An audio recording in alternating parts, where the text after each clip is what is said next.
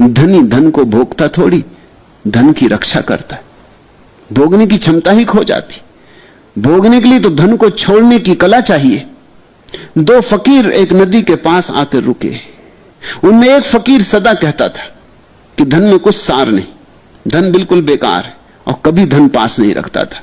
और दूसरा फकीर कहता था वक्त पे जरूरत पड़ सकती, कभी बीमारी है, कभी झंझट है, कभी अड़चन है, कभी यात्रा है, कभी भोजन की जरूरत, थोड़ा साथ रखना चाहिए, धन काम का है। दोनों नदी के किनारे आकर रुके, सांझ होने के करीब है और उस पार जाना जरूरी है। और जो माझी है वो कहता है कि 1 रुपए से कम नहीं लूंगा, क्योंकि मैं थका मांदा हूं और ये मेरी आखिरी बार जा रहा हूं, फिर अब दोबारा आऊंगा नहीं, दिन भर हो गया मेहनत करते करते। जिस फकीर के पास रुपए थे उसने 1 रुपया दिया, वो दोनों फकीर नाव पार कर लिए। जब नाव से उतरे तो जिसके पास रुपया था उसने कहा अब कहो, अब अपने विवाद को निर्णय कर लो। अगर आज ये रुपये मेरे पास न होता तो हम उसी तरफ रह गए होते, वहां जंगली जानवरों का भय, रात बचना मुश्किल था।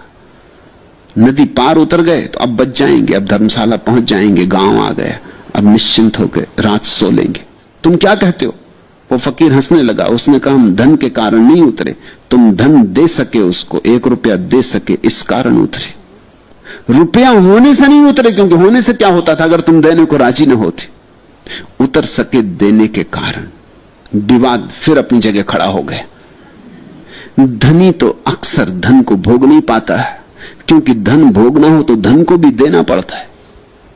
उपनिषदों में परम वचन तेन त्यक्तेन भुंजीता, जिन्होंने छोड़ा उन्होंने भोगा। संसार में भी धन छोड़ो तो ही भोग सकते हो। यहां छोड़ना ही भोगने का सूत्र है। मगर ध्यान रखना, जो धन इकट्ठा करने लगता है वो खुद ही धन जैसा जड़ हो जाता है। जो पद की आकांक्षा में रहता है उसका अहंकार घना होता चला जाता है। तुम जो चाहोगे वही हो जाओगे।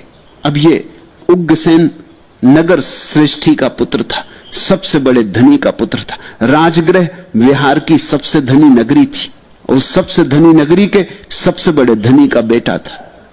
लेकिन एक नट कन्या, एक मदारी की लड़की के प्रेम में पड़ गया तो मदारी हो गया। ये छोटी छोटी कहानियां बड़ी सूचक हैं, बड़ी मनोवैज्ञानिक हैं। इनको तुम ऐसे ही पढ़ लोगे तो इनका मजा, इनका स्वाद तुम्हें नहीं आएगा। इनमें धीरे धीरे उतरना।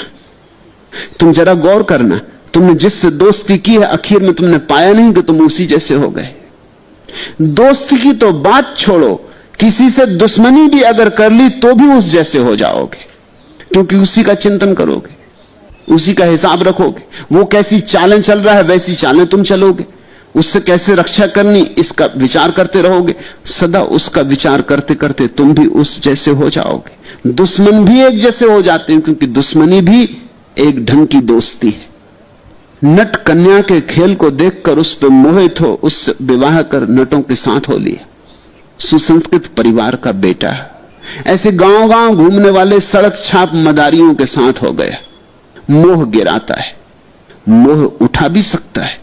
अगर बुद्ध जैसे व्यक्ति से मोह हो जाए तो तुम्हारी आंखें आकाश की तरफ उठने लगी, तुमने जमीन पर सरकना बंद कर दिया। बुद्ध को देखने के लिए ऊपर देखना पड़ेगा, चांद तारों की तरफ देखना पड़ेगा।